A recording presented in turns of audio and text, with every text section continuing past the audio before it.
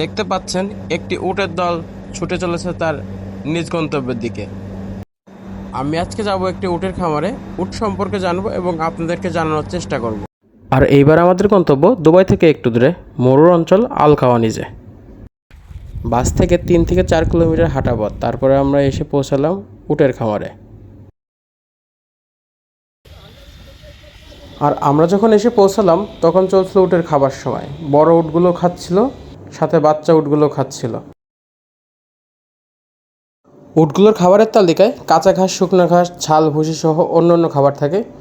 এর সাথে কিছু কিছু সময় খেজুরও আমরা দিতে দেখেছি। উটগুলো সচরাচর শান্তশিষ্ট এবং প্রভুভক্ত হয়ে থাকে, সেগুলো এখানে আসার পর আরও ভালোভাবে উপলব্ধি করতে পারলাম আমরা।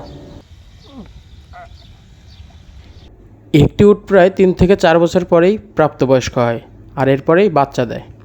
আর একটি উট দিনে প্রায় 10 থেকে 12 কেজি দুধ দিতে সক্ষম।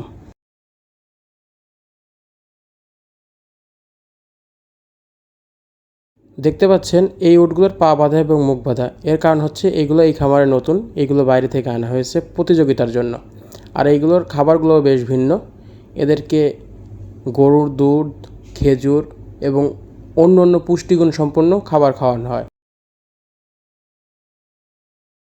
ট্রিমারগুলোর সাহায্যে উটের গায়ে থাকা অতিরিক্ত পশমগুলো পরিষ্কার করা হচ্ছে। আর এ সময় উটগুলো খুবই চিৎকার এবং চেঁচামেচি করতে থাকে।